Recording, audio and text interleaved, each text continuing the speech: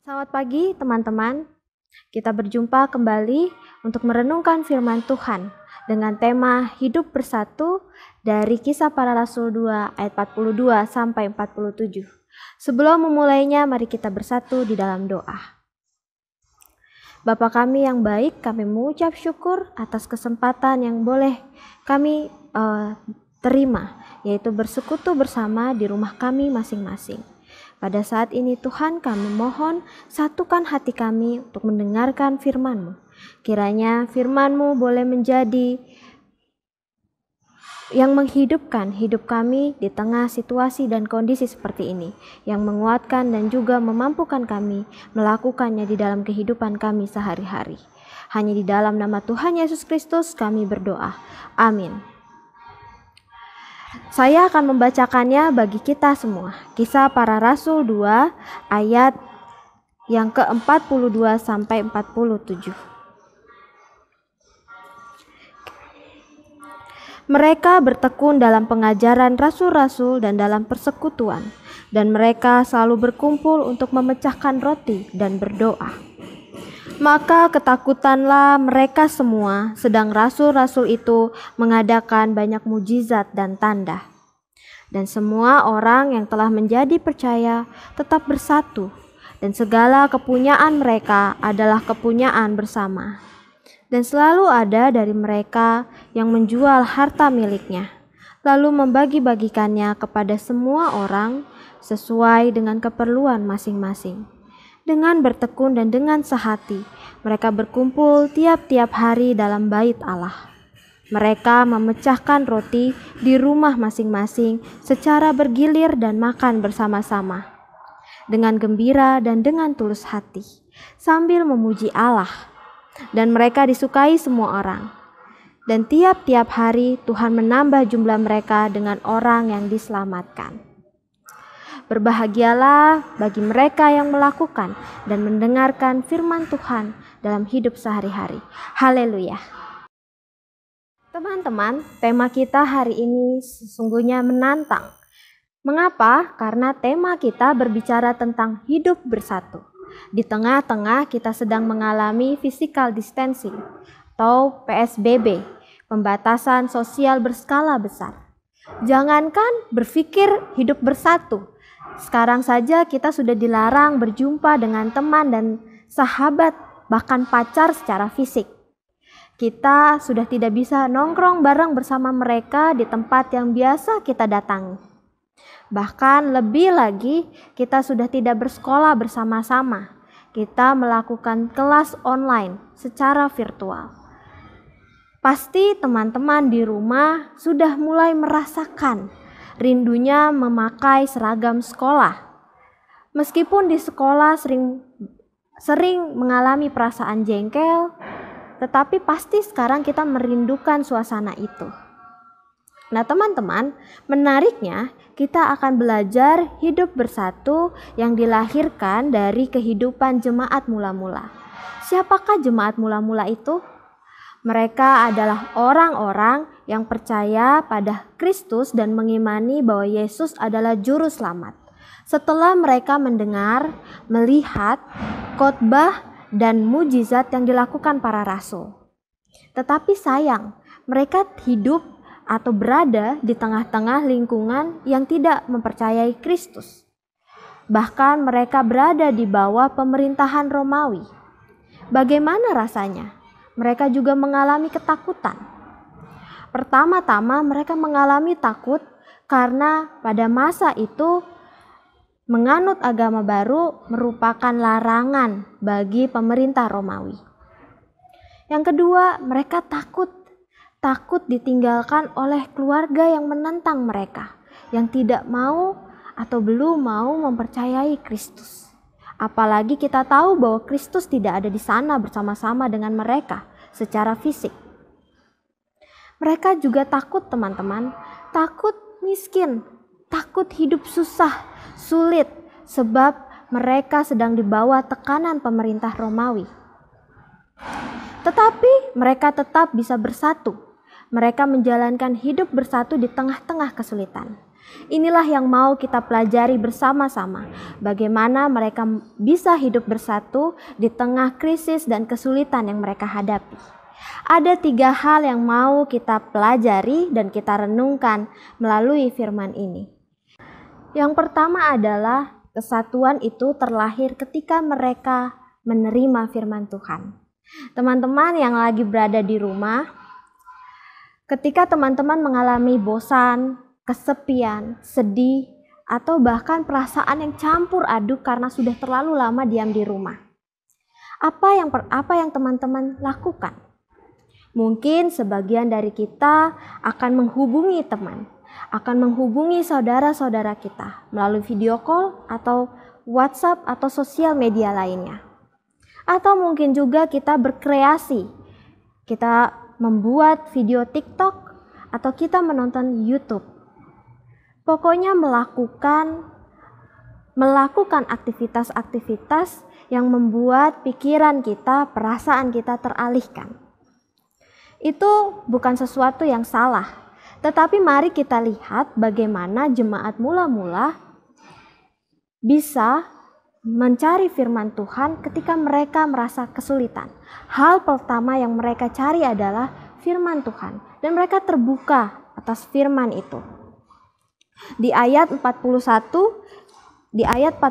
yang tidak kita baca, dijelaskan bahwa mereka menerima firman Tuhan. Mereka mencari firman Tuhan dan terbuka atas firman itu, yang membuat mereka memiliki rasa damai sejahtera di hati mereka.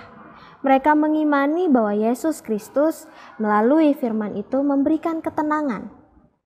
Dan teman-teman, inilah pelajaran pertama kita.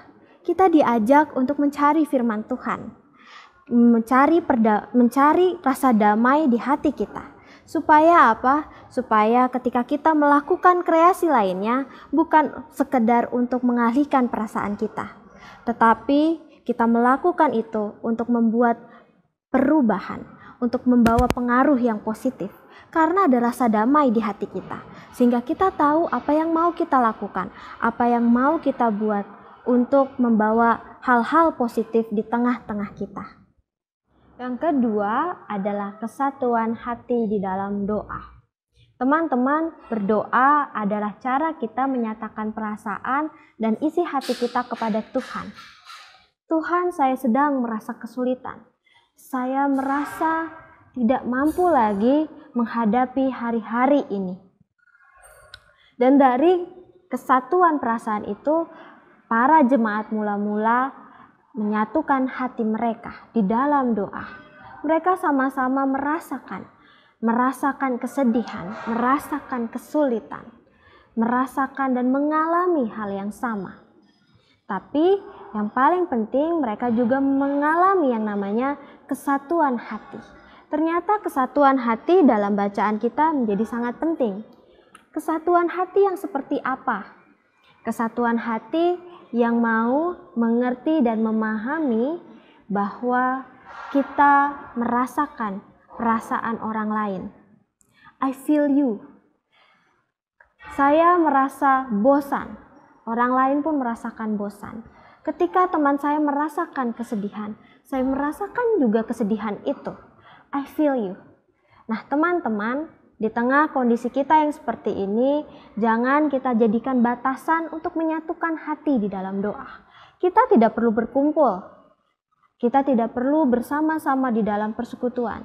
Yang terpenting adalah kita tahu pokok doanya. Kita juga bisa mendoakan orang tua kita yang terdampak COVID-19.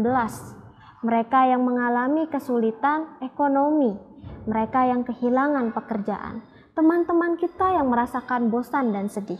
Kita bisa membawa semua perasaan, segala kekhawatiran dan ketakutan itu di dalam Tuhan. Sehingga teman-teman, kita bisa membawa gereja kita, keluarga kita, teman-teman kita di dalam dan kepada Tuhan. Nah, jangan lupakan juga bahwa dari kesatuan doa itu, kesatuan doa merupakan kunci menerangi dunia.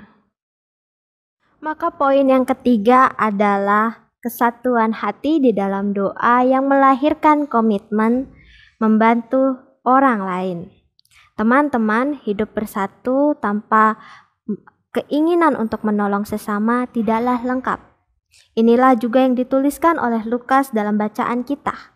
Ia menuliskan bahwa mereka tidak hanya berdoa bersama-sama, tetapi juga saling menolong dan menopang orang-orang yang berkekurangan.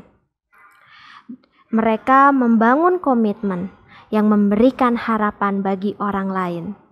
Di tengah situasi dan kondisi kita seperti ini, ada begitu banyak orang yang mengalami kesulitan.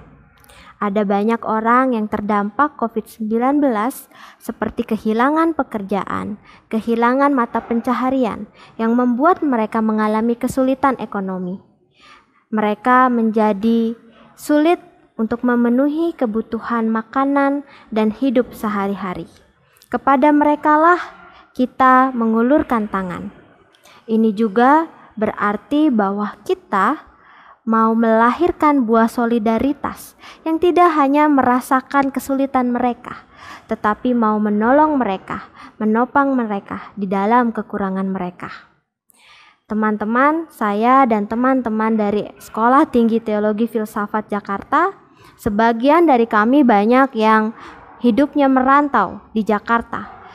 Ketika COVID ini ada dan hadir, ada sebagian banyak orang yang tidak bisa pulang ke kampung, sehingga mereka harus bertahan hidup sendirian di kamar kos masing-masing. Ada yang mengalami kesulitan, kekurangan dana untuk membeli makan. Ada juga yang merasa kesepian, bingung karena perasaan yang campur aduk di tengah situasi ini. Tetapi kami bersama-sama menyatukan hati untuk saling menolong dengan cara-cara yang kreatif. Kami ada yang mengumpulkan dana secukupnya yang kami punya untuk membeli bahan makanan dan memasak sehingga semua orang dapat makanan yang cukup. Kami juga menelpon teman-teman yang merasa kesepian dan tidak bisa bertahan sendirian di tengah situasi ini. Di tengah kehidupan yang sulit, justru kami merasa disatukan ketika kami mau berjuang bersama-sama. Teman dan sahabat menjadi keluarga yang sangat dekat. Inilah hidup kesatuan yang kami rasakan. Teman-teman, ini juga menjadi inti pelajaran dari renungan firman Tuhan hari ini, yaitu kesatuan yang membawa keselamatan di dalam banyak orang. Jika kita membaca di ayat yang ke-47, sambil memuji Allah dan mereka disukai semua orang, dan tiap-tiap hari Tuhan menambah jumlah mereka dengan orang yang diselamatkan. Dengan membantu, menolong, dengan menyatukan hati di dalam doa, kita sedang menyelamatkan banyak orang. Menyelamatkan teman-teman kita dari rasa sedih, menyelamatkan teman kita dari rasa bosannya, menyelamatkan orang-orang yang saat ini mengalami kesulitan untuk bertahan hidup. Inilah yang menjadi perjuangan dan panggilan kita saat ini, yaitu menyatukan hati di dalam doa yang melahirkan buah-buah perbaikan untuk menolong sesama, supaya semakin banyak orang yang merasakan dan mengalami cinta dan kasih Tuhan melalui kita. Semoga Tuhan memampukan kita selalu untuk melakukannya. Amin.